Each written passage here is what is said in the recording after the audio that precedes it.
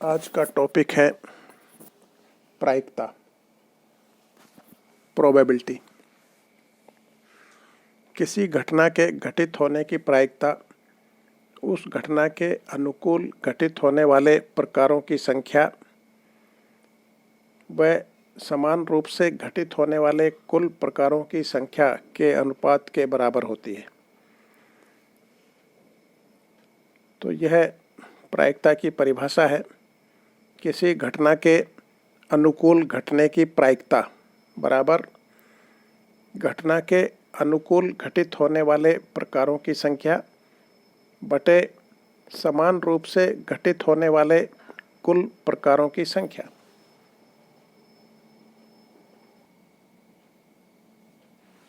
उदाहरण के लिए, यदि ताश के 52 पत्तों में से एक पत्ता खींचा जाए तो उसके इक्का होने की प्रायिकता ज्ञात कीजिए।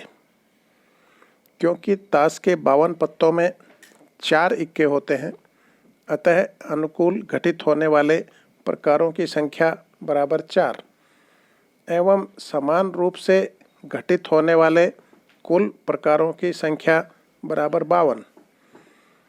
अतः 52 पत्तों में से इक्का आने की प्रायिकता बराबर होगी घटना के अनुकूल घटित होने वाले प्रकारों की संख्या, जो 4 है क्योंकि 4 इक्के हैं, बटे समान रूप से घटित होने वाले कुल प्रकारों की संख्या। समान रूप से घटित होने वाले कुल प्रकार हैं 52 क्योंकि 52 पत्ते हैं कुल। अतः इक्का आने की प्रायिकता बराबर होगी 4/52 और यह बराबर है 1/13।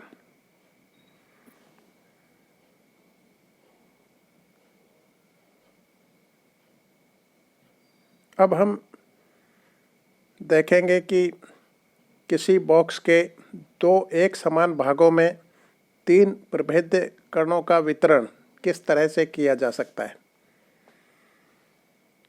सांख्यिकी में हम 2 तरह के कण लेंगे, एक प्रभेद्य कण और दूसरा अप्रभेद्य कण। प्रभेद्य कण डिस्टिंग्विशेबल पार्टिकल्स, ये वो कण हैं जिनमें विभेद किया जा सकता है, और अप्रभेद्य कण वो होंगे जिनमें विभेद नहीं किया जा सकता है। प्रभेद्य कणों को हम A, B, C इस तरह से लिखेंगे क्योंकि इनमें विभेद किया जा सकता है कि ये A है, ये B है और ये C है। अप्रभेद्य कणों को हम डॉट से प्रदर्शित करेंगे, उनमें विभेद नहीं किया जा सकता है। सभी कण इस तरह के हैं कि वो एक जैसे, और हम ये नहीं पता लगा सकते कि कौन सा कण कौन सा है।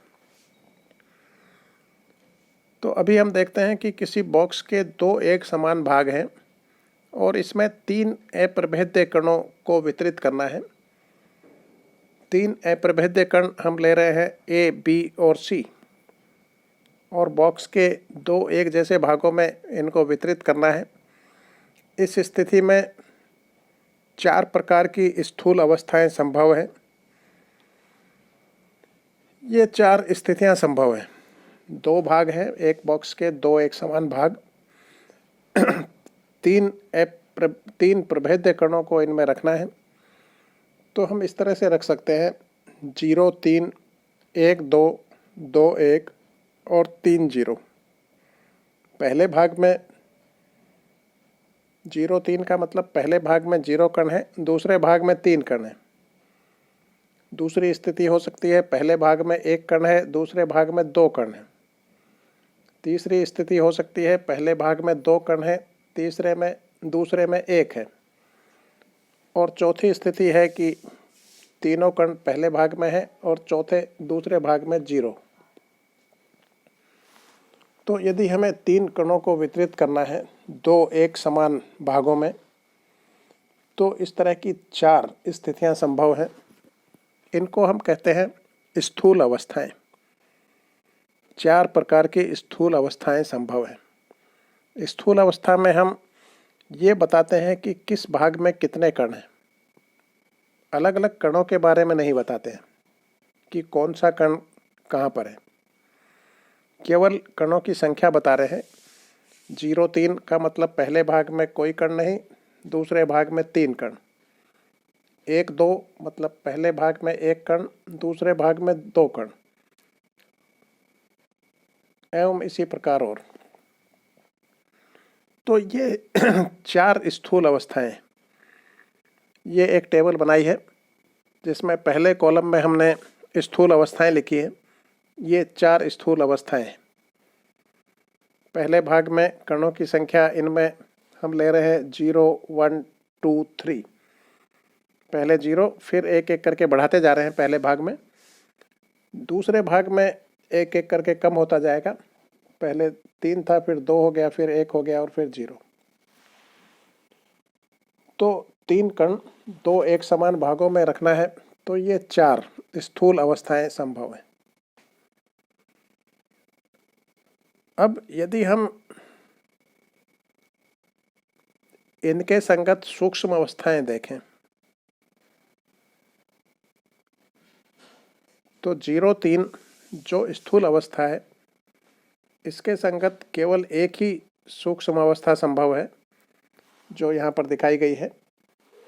पहले भाग में हमने डैश लिखा है, मतलब इसमें कोई कण नहीं है, और दूसरे भाग में तीनों कण हैं, ए, बी और सी। अब हम अलग अलग कणों के बारे में बता रहे हैं कि दूसरे भाग में ए, बी, सी ये 3 कण हैं। तो 0-3 स्थूल अवस्था के लिए सूक्ष्म अवस्था एक ही हो सकती है। पहला भाग खाली है और तीनों कण ए, बी और सी दूसरे भाग में है। पर यदि स्थूल अवस्था लें 1-2, पहले में 1 और दूसरे में 2, तो अब 3 सूक्ष्म अवस्थाएं संभव हैं। पहले में 1 कण है तो ये ए भी हो सकता है, बी भी और सी भी, और इस तरह से ये 3 सूक्ष्म अवस्थाएं संभव हैं। यदि पहले भाग में कण ए है तो दूसरे भाग में बी और सी। यदि पहले भाग में बी है तो दूसरे भाग में सी और ए। यदि पहले भाग में सी है तो दूसरे भाग में ए और बी। तो 1-2 ये एक स्थूल अवस्था है और इसके संगत ये 3 प्रकार की सूक्ष्म अवस्थाएं संभव है। स्थूल अवस्था में हम निकाय के स्थूल स्तरीय गुण बताते हैं, अलग अलग कणों के बारे में नहीं बताते हैं। जबकि सूक्ष्म अवस्था में हम अलग अलग कणों के बारे में बताएंगे कि किस भाग में कौन सा कण है। इसी तरह से यदि हम 2-1 स्थूल अवस्था लें तो इसके लिए भी ये 3 सूक्ष्म अवस्थाएं संभव होंगी। पहले भाग में बी और सी है तो दूसरे में ए, पहले में सी और ए है तो दूसरे में बी, पहले में ए और बी है तो दूसरे में सी, और अंत में यदि 3-0 ये स्थूल अवस्था लें तो इसके संगत एक ही सूक्ष्म अवस्था होगी। पहले भाग में तीनों कण हैं, ए, बी और सी, और दूसरा भाग खाली है। तो हमने इस प्रकार से ये टेबल बना ली है। पहले हमने स्थूल अवस्थाएं लिखी जो 4 हैं।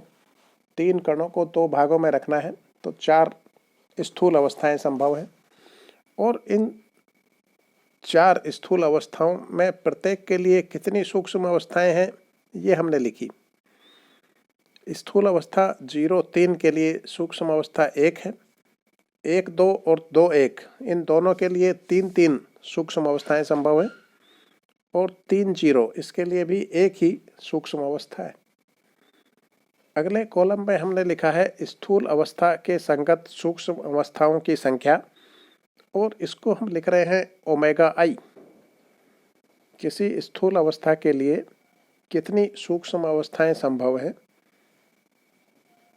स्थूल अवस्था के संगत सूक्ष्म अवस्थाओं की संख्या ओमेगा आई से लिख रहे हैं। तो पहली स्थूल अवस्था जो 0-3 थी, इसके लिए सूक्ष्म अवस्थाओं की संख्या 1 है। दूसरी स्थूल अवस्था जो 1-2 थी, इसके लिए सूक्ष्म अवस्थाओं की संख्या 3 है। इसी तरह से 2-1 स्थूल अवस्था के लिए भी सूक्ष्म अवस्थाओं की संख्या 3 है, और 3-0 स्थूल अवस्था के लिए इसके संगत सूक्ष्म अवस्थाओं की संख्या 1 है। अब अगले कॉलम में हमने लिखा है सूक्ष्म अवस्थाओं की कुल संख्या, और इसको लिख रहे हैं समेसन ओमेगा आई। ओमेगा आई किसी स्थूल अवस्था के संगत सूक्ष्म अवस्थाओं की संख्या है, और समेसन ओमेगा आई इन सब का जोड़ है। तो इन सब का जोड़ समेसन ओमेगा आई ये होगा 1 + 3 + 3 + 1। कुल सूक्ष्म अवस्थाओं की संख्या हो गई 1 + 3 + 3 + 1, और ये हो गया 8। अब लास्ट कॉलम में हमने लिखा है स्थूल अवस्था की प्रायिकता। तो ये प्रायिकता का सूत्र है पी आई बराबर होगा ओमेगा आई अपॉन समेसन ओमेगा आई। किसी स्थूल अवस्था की प्रायिकता पी आई बराबर होगी उस स्थूल अवस्था के संगत सूक्ष्म अवस्थाओं की संख्या ओमेगा आई अपॉन कुल सूक्ष्म अवस्थाओं की संख्या जो है समेसन ओमेगा आई। तो हम पहली स्थूल अवस्था देखें 0-3, तो इसकी प्रायिकता होगी 1/8, क्योंकि इसके संगत सूक्ष्म अवस्थाओं की संख्या ओमेगा आई 1 है, और अपॉन समेसन ओमेगा आई कुल सूक्ष्म अवस्थाओं की संख्या 8 है। इसी तरह से दूसरी स्थूल अवस्था 1-2, क्योंकि इसके संगत सूक्ष्म अवस्थाओं की संख्या 3 है, इसलिए इसकी प्रायिकता होगी 3/8। इसी तरह से 2-1 इस स्थूल अवस्था की प्रायिकता भी होगी 3/8, और 3-0 इस स्थूल अवस्था की प्रायिकता होगी 1/8। तो इस तरह से हमने प्रत्येक स्थूल अवस्था की प्रायिकता ज्ञात कर ली है। स्थूल अवस्था की प्रायिकता पी आई का ये फार्मूला याद रखें, ओमेगा आई अपॉन समेसन ओमेगा आई। तो यह प्रायिकता समानुपाती है ओमेगा आई के उसके संगत सूक्ष्म अवस्थाओं की संख्या के। तो किसी स्थूल अवस्था के संगत सूक्ष्म अवस्थाओं की संख्या जितनी ज़्यादा होगी प्रायिकता उतनी ही अधिक होगी। स्पष्ट है कि कुल सूक्ष्म अवस्थाओं की संख्या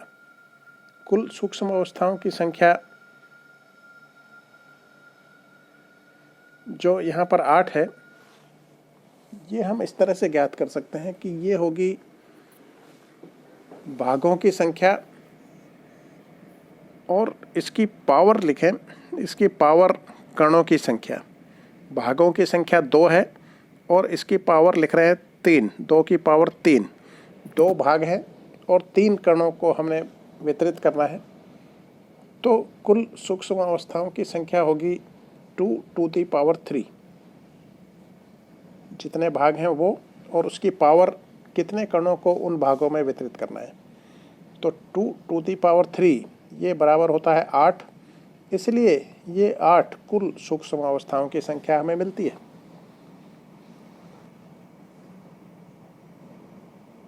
यदि 2 भाग में 4 कणों को वितरित करना होता तो कुल सूक्ष्म अवस्थाओं की संख्या आती 2 की पावर 4। और 0-3 स्थूल अवस्था के संगत सूक्ष्म अवस्थाओं की संख्या ये इस तरह से हम लिखेंगे 3C0।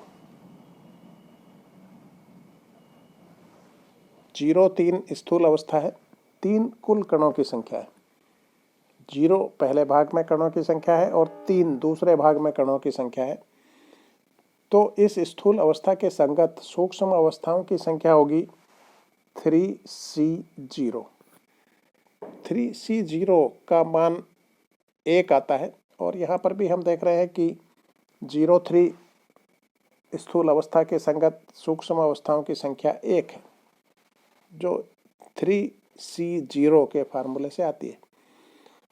इसी तरह से दूसरी स्थूल अवस्था है 1-2, इसके संगत सूक्ष्म अवस्थाओं की संख्या होगी 3C1। ऊपर हम 3 लिख रहे हैं, ये कुल कणों की संख्या है, और C के साथ नीचे 1 लिखा है, तो ये 1 पहले भाग में कणों की संख्या है। इसी तरह से 2-1 स्थूल अवस्था, इसके संगत सूक्ष्म अवस्थाओं की संख्या होगी 3C2 और इसका मान भी 3 होगा। और 30 स्थूल अवस्था के संगत सूक्ष्म अवस्थाओं की संख्या होगी 3C3, इसका मान 1 है।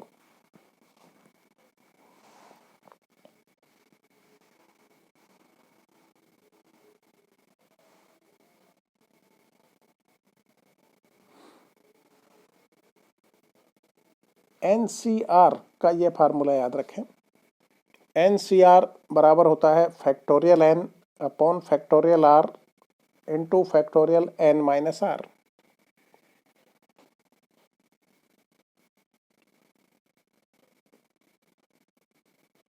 NCR बराबर है factorial n upon factorial r into factorial n minus r। इस फार्मूले का उपयोग करके हम ये तीनों मान ज्ञात कर सकते हैं, 3C0, 3C1, 3C2 और 3C3।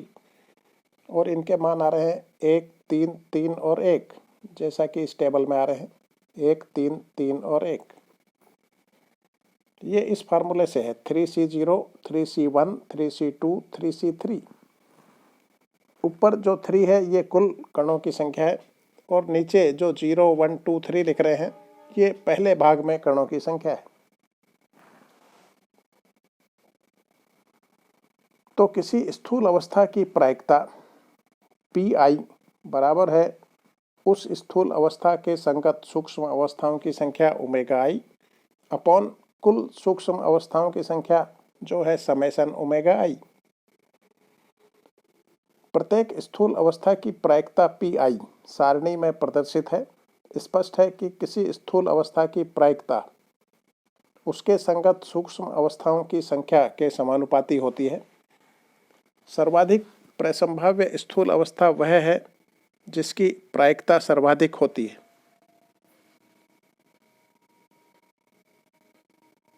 अतः सर्वाधिक प्रसंभाव्य स्थूल अवस्था वह होगी जिसके संगत सूक्ष्म अवस्थाओं की संख्या सर्वाधिक होगी।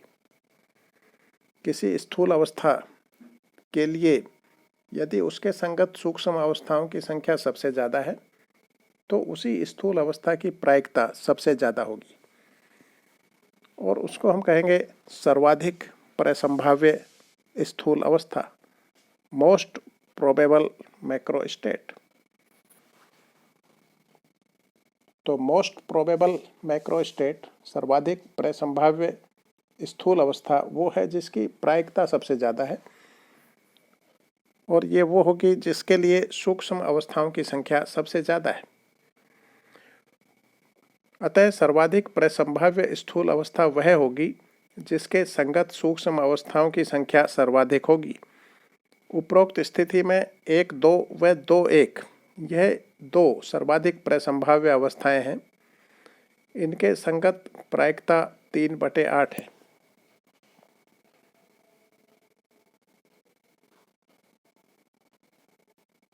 एक, दो और 2, 1 ये दो स्थूल अवस्थाएं इस तरह की हैं कि इनके लिए सूक्ष्म अवस्थाओं की संख्या सबसे ज़्यादा है 3, 3 और इनकी प्रायिकता भी सबसे ज़्यादा है 3/8, 3/8 और सबसे कम प्रायिकता है 0, 3 और 3, 0 के लिए, क्योंकि इनके संगत सूक्ष्म अवस्थाओं की संख्या सबसे कम है 1। इसलिए 0, 3 और 3, 0 इन दो स्थूल अवस्थाओं की प्रायिकता सबसे कम है 1/8, 1/8।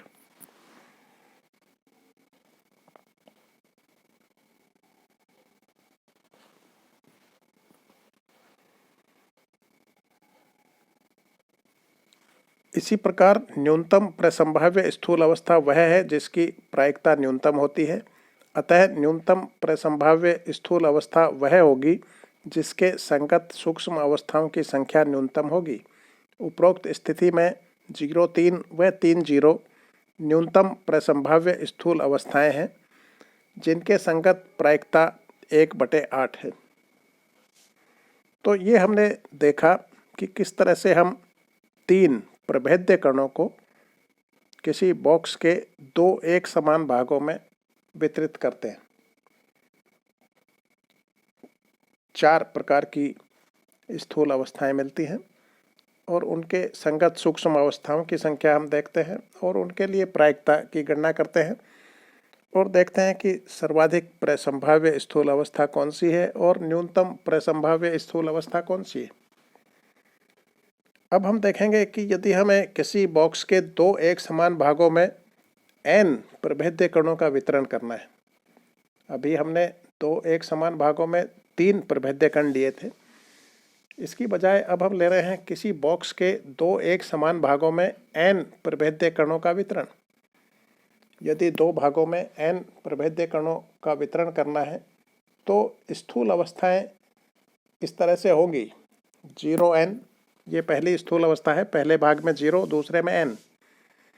फिर हम पहले भाग में एक एक करके कणों की संख्या बढ़ाते जाएंगे और दूसरे भाग में कणों की संख्या एक एक करके कम करते जाएंगे। इस तरह से हमें n+1 स्थूल अवस्थाएं प्राप्त होंगी। जब हम दो भागों में 3 कणों को वितरित कर रहे थे तो 3+1 यानी 4 स्थूल अवस्थाएं मिल रही थी। यदि हम दो भागों में n कणों को वितरित करेंगे तो हमारे पास n+1 स्थूल अवस्थाएं होंगी और ये इस तरह से होंगी: 0n, 1n-1, 2n-2, 3n-3, rn-r और लास्ट में आएगा n0 जो इसमें लिखा नहीं है। यदि हम पहले भाग में 0 और दूसरे में n ले रहे हैं, इसके बाद पहले भाग में एक एक कण बढ़ाते जाएंगे तो लास्ट में आएगा n और दूसरे भाग में यहाँ n ले रहे हैं और फिर एक एक करके कम करते जा रहे हैं तो लास्ट में आएगा 0 और बीच में ये एक जनरल स्थूल अवस्था है Rn-r। पहले भाग में r है तो दूसरे में n-r होंगे क्योंकि कुल कण n है, कुल n कण हैं। यदि पहले भाग में r रख दिए हैं तो दूसरे भाग के लिए बचे n-r और लास्ट में आएगा n0। इस तरह से ये n+1 स्थूल अवस्थाएं होंगी। और अब हम इस स्थूल अवस्था Rn-r के लिए देखेंगे कि इसकी प्रायिकता कितनी होगी। स्थूल अवस्था Rn-r के संगत सूक्ष्म अवस्थाओं की संख्या ये होगी NCR। इसको ω_i लिख रहे हैं। ω_i सूक्ष्म अवस्थाओं की संख्या है किसी स्थूल अवस्था के लिए। तो स्थूल अवस्था यदि हम Rn-r ले रहे हैं, कुल कण n हैं, पहले भाग में r हैं तो दूसरे में अपने आप ही n-r बचे। तो यदि कुल कण n है और पहले भाग में r हैं तो इस स्थूल अवस्था के लिए सूक्ष्म अवस्थाओं की संख्या ω_i बराबर होगी NCR और NCR का मतलब है factorial n upon factorial r into factorial n-r और कुल सूक्ष्म अवस्थाओं की संख्या होगी समेसन ω_i। इसका समेसन करें तो समेसन NCR इसका मान होगा 2n।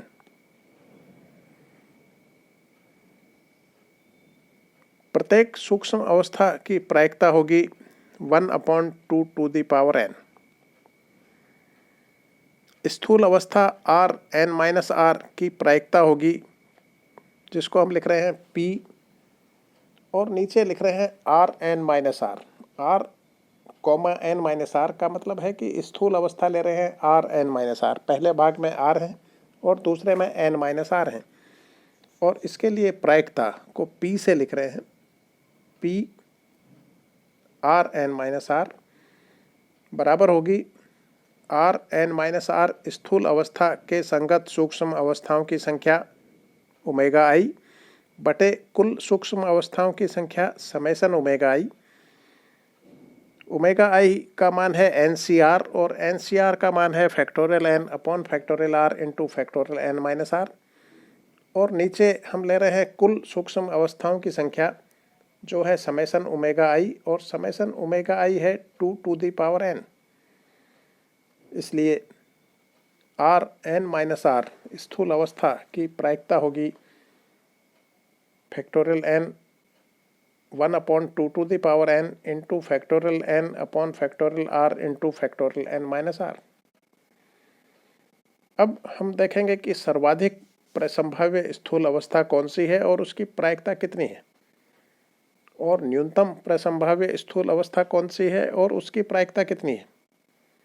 सर्वाधिक प्रसंभाव्य स्थूल अवस्था वह है जिसकी प्रायिकता सबसे अधिक है, जिसकी प्रायिकता सर्वाधिक है, या जिसके संगत सूक्ष्म अवस्थाओं की संख्या सबसे अधिक है, या जिसके लिए NCR का मान सबसे अधिक है, सर्वाधिक है। NCR का मान सबसे अधिक होगा R बराबर n/2 के लिए। यदि हम R n/2 ले लें तो स्थूल अवस्था हो जाएगी n/2 n/2। इसके लिए NCR का मान सबसे ज़्यादा होगा, सूक्ष्म अवस्थाओं की संख्या सबसे ज़्यादा होगी और प्रायिकता भी सबसे ज़्यादा होगी। तो सबसे ज़्यादा प्रायिकता तब होगी जब R का मान n/2 है, पहले भाग में भी n/2 कण है, दूसरे भाग में भी n/2 कण है, यानी दोनों भागों में बराबर कण है, तो प्रायिकता सबसे अधिक होगी। और यदि पहले भाग में 0 है और दूसरे में n है, या पहले में n है और दूसरे में 0 है, तो इस बात की प्रायिकता सबसे कम होगी। इसको न्यूनतम प्रसंभाव्य स्थूल अवस्था कहेंगे, 0n या n0। और सबसे अधिक प्रायिकता होगी जब दोनों भागों में बराबर कण है, n/2 n/2, यानी R बराबर n/2 हो।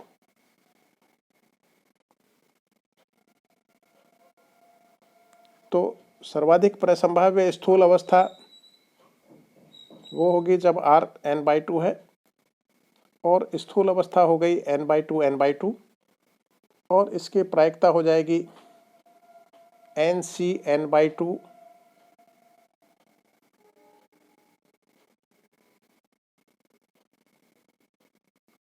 Divided by 2 to the power n। NC n/2, और ये आगे जो डिवाइड बाई 2 लिखा है इसको काट दें, केवल ऊपर रहेगा NCR, और R बराबर है n/2 और नीचे है 2 टू द पावर n। तो ये हो गया 1/2 टू द पावर n, और NC n/2 का मान है factorial n upon factorial n/2 into factorial n minus n/2। ये हो गया 1/2 to the power n factorial n upon factorial n/2 into factorial n/2। तो ये सर्वाधिक प्रसंभाव्य स्थूल अवस्था n/2 n/2 है, और इसकी प्रायिकता का मान इतना है। पर ये तभी है जब n/2 n/2 कण दोनों भागों में तभी बांटे जा सकते हैं जब n सम संख्या हो। यदि n का मान 4 है तो दोनों भागों में 2-2 कण हो, n का मान 6 है तो दोनों भागों में 3-3 कण हो। परंतु यदि n का मान विषम संख्या है तब हम n/2 n/2 कण नहीं रख सकते। इस स्थिति में, जैसा कि ये एग्जाम्पल हमने लिया था, इसमें केस था विषम संख्या थी, 3 कण थे, तो दोनों में बराबर बराबर कण नहीं रख सकते, n/2 n/2 नहीं रख सकते। इसलिए सर्वाधिक प्रसंभाव्य स्थूल अवस्था वो थी जो 1-2 या 2-1 थी, जब दोनों में लगभग बराबर कण है। तो यदि कणों की संख्या सम संख्या है तो दोनों भागों में बराबर कण हो तो सर्वाधिक प्रसंभाव्य स्थूल अवस्था होगी, उसकी प्रायिकता सबसे ज़्यादा होगी। और यदि कणों की संख्या विषम संख्या है तो सर्वाधिक प्रसंभाव्य स्थूल अवस्था वो है जब दोनों भागों में लगभग बराबर कण है, बराबर हो नहीं सकते हैं तो लगभग बराबर, 1-2 2-1। तो यदि n विषम संख्या है तो सर्वाधिक प्रसंभाव्य स्थूल अवस्थाएं अब n/2 n/2 नहीं होंगी, अब होंगी n-1/2 n+1/2 या n प्लस 1/2 n माइनस 1/2। इसी तरह से हम न्यूनतम प्रसंभाव्य स्थूल अवस्था, ये वो होगी जिसकी प्रायिकता न्यूनतम है या जिसके संगत सूक्ष्म अवस्थाओं की संख्या न्यूनतम है या जिसके लिए NCR का मान न्यूनतम है। NCR का न्यूनतम मान होगा r बराबर 0 या r बराबर n के लिए। अतः न्यूनतम प्रसंभाव्य स्थूल अवस्थाएं होंगी 0n व n0, यानी एक भाग में 0 कण है और सारे कण दूसरे भाग में 0n या n0। ये न्यूनतम प्रसंभाव्य स्थूल अवस्थाएं हैं, इनके लिए प्रायिकता न्यूनतम है और इनकी प्रायिकता होगी NC0/2 to the power n, यानी 1/2 to the power n into NC0 का मान है factorial n upon factorial 0 into factorial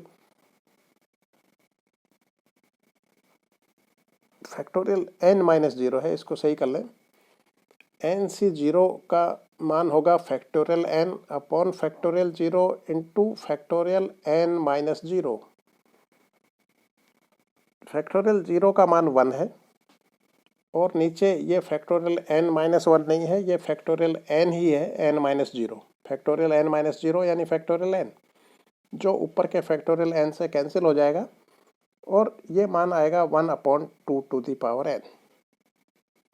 ये न्यूनतम प्रसंभाव्य स्थूल अवस्थाएं जो थी 0n या n0, इसके लिए प्रायिकता होगी 1/2 टू द पावर n।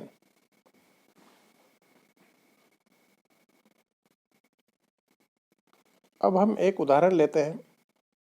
8 एक समान सिक्कों को अनेक बार उछाला जाता है। न्यूनतम तथा अधिकतम संयोग की प्रायिकता की गणना करें। 5 सिक्कों के हेड ऊपर आने की प्रायिकता क्या होगी? अधिकतम संयोग की स्थूल अवस्था होगी 4-4, क्योंकि 8 एक जैसे सिक्के हैं और इनको यदि हम उछालें तो 4 में हेड ऊपर आए और 4 में टेल ऊपर आए। इसके लिए स्थूल अवस्था को हम लिख रहे हैं 4-4। इसके लिए प्रायिकता सबसे ज़्यादा होगी। तो 4-4 स्थूल अवस्था का मतलब है 8 सिक्के थे, 4 में हेड ऊपर आए और 4 में टेल ऊपर आए, अर्थात 4 सिक्कों के हेड ऊपर व 4 सिक्कों के टेल ऊपर हों, इसको हम 4-4 स्थूल अवस्था लिख रहे हैं और इसकी प्रायिकता होगी 8C4/2 to the power 8।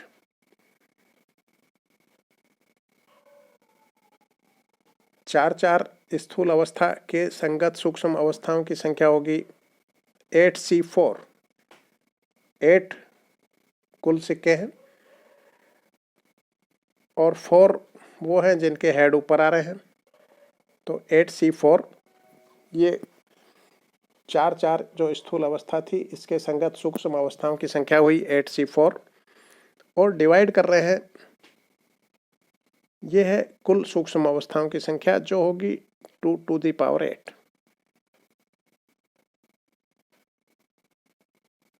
8C4 का मान होगा factorial 8 upon factorial 4 into factorial 8 minus 4। Factorial 8 का मतलब है 8765432 1। इसी तरह से फैक्टोरियल 4 के मान भी रखे हैं और इसको कैलकुलेट किया तो इसका मान आता है 35/128। न्यूनतम संयोग के लिए स्थूल अवस्था होगी 80 या 08, यानी 8 के हेड ऊपर आ जाएं, 8 के सभी 8 के हेड ऊपर आ जाए, इसके लिए 80 या फिर 08। 8 में से एक का भी हेड ऊपर न आए, यानी सभी में टेल ऊपर आए, इस बात के लिए प्रायिकता सबसे कम होगी। तो यह न्यूनतम संयोग होगा और स्थूल अवस्था होगी 80 या 08। इसके लिए प्रायिकता का मान होगा 8C0/2 to the power 8। 8C0 है 08 के लिए, 8 कुल कणों की संख्या है और 0 पहले भाग में कणों की संख्या है जो 0 है। 8C0 लें या 8C8 लें, दोनों मान बराबर ही होंगे। तो 8C0 ये न्यूनतम संयोग के लिए हम जब प्रायिकता की गणना करेंगे तो 8C0 upon 2 to the power 8, 8C0 का मान है factorial 8 upon factorial 0 into factorial 8 minus 0। Factorial 8 से फैक्टोरियल 8 कैंसिल हो गया, 1 अपॉन 2 टू द पावर 8 रहा, जिसका मान है 3.9 into 10 to the power minus 3। तो यह न्यूनतम संयोग की जो स्थूल अवस्था थी 80 या 08, इसके लिए प्रायिकता थी। यदि 5 सिक्कों के हेड ऊपर आए, इस बात की प्रायिकता देखनी है, तो ये होगी 8C5 upon 2 to the power 8, यानी 1 अपॉन 2 टू द पावर 8, और 8C5 का मान है factorial 8 upon factorial 5 into factorial 8 minus 5, जो होगा फैक्टोरियल 3। इसको सॉल्व करें तो यह मान आ रहा है 7/32।